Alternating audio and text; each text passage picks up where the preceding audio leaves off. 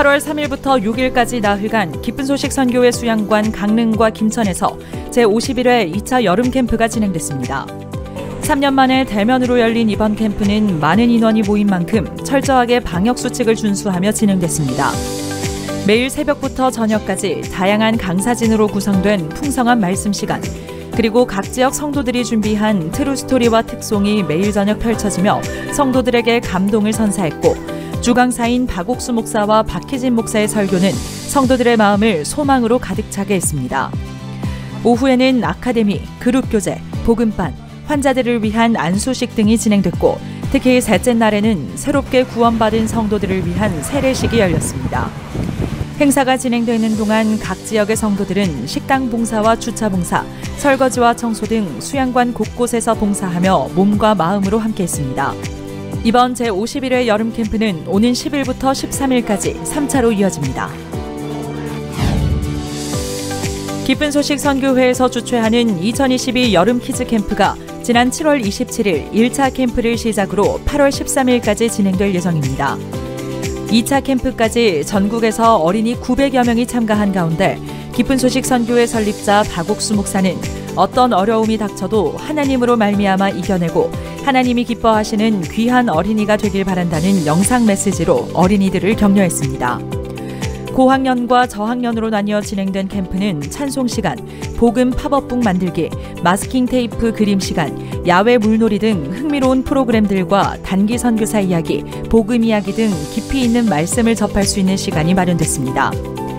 캠프 마지막 날에는 그동안 배운 말씀을 발표하는 복음 말하기 대회도 펼쳐졌습니다. 연결이라는 주제로 진행된 나흘간의 캠프는 성경을 통해 고난 속에서 어떻게 하나님의 마음을 발견하고 희망과 용기를 얻을 수 있었는지 배우는 뜻깊은 시간이었습니다.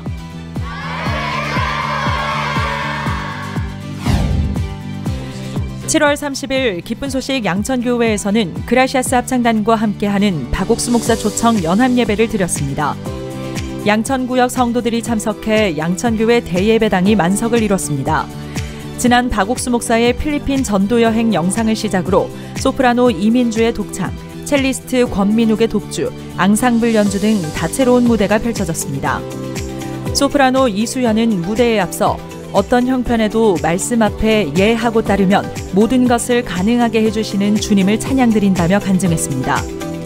단에 오른 박옥수 목사는 사도행전 16장, 감옥에 갇힌 바울과 실라가 새 마음을 갖고 하나님을 경험한 것 같이 어떤 문제에서도 능치 못하심이 없는 하나님에 대한 소망의 메시지를 전했습니다. 양천구역 성도들은 모든 일에 그 주님으로 말미암아 넉넉히 이길 수 있는 믿음과 소망을 한가득 담아가는 복된 연합예배가 됐다며 소감을 밝혔습니다. 기쁜 소식 인천교회는 제51회 여름 캠프 기간 매주 실버들과 다문화 가족들을 위한 1박 2일 힐링 캠프를 개최하고 있습니다. 인천 실버대학은 8월 3일과 4일 강릉 옥계 녹색농촌체험관에서 실버 힐링 캠프를 열어 80여 명의 실버들이 복음을 들었습니다. 또한 다문화팀은 5일과 6일 이틀간 강릉 외국인 여름 캠프를 개최해 국내에 거주하는 중국, 필리핀, 몽골, 말레이시아인 61명이 참석했습니다. 러시아어권팀은 5일부터 6일까지 강릉 녹색도시에서 제한 러시아어권 이주민들을 위한 가족 캠프를 진행했고, 저녁에는 우크라이나 키이우 교회 류이글 선교사가 복음을 전했습니다. Я сегодня слушала Слово Божие от пастора Рю, который донес до меня Божие Слово. И я поняла, что Иисус, Божий Сын, который пришел на землю, чтобы забрать все мои грехи, и Он оказался моим Спасителем. И я стала через Него Его праведницей. 각 참석자들은 캠프에 함께하며 마음을 열었고, 이어 전해지는 복음을 받아들이며 행복한 시간을 보냈습니다. 지난 8월 3일과 4일 이틀간 나이지리아 5대 교회에 속하는 오순절 교단의 사도교회에서 CLF 기독교 목회자 컨퍼런스가 열렸습니다.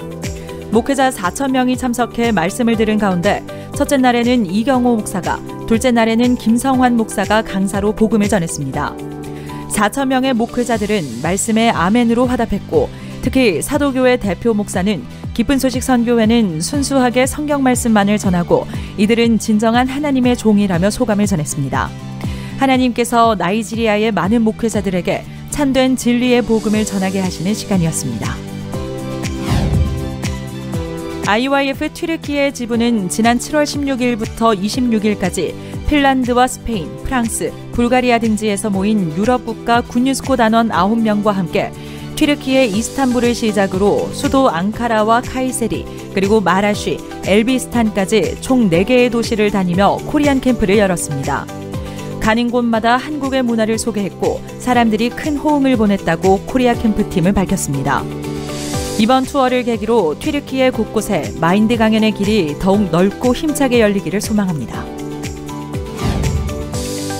기쁜 소식 진주교회는 7월 31일 일요일 독일 프랑크푸르트 교회 담임 오영신 선교사를 초청해 연합예배를 드렸습니다.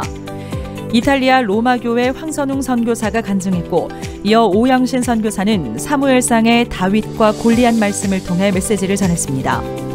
또한 유럽 전역에 흩어져 있는 우크라이나 난민들에게 복음을 전하는 무리아 프로젝트에 대해 자세히 간증했습니다.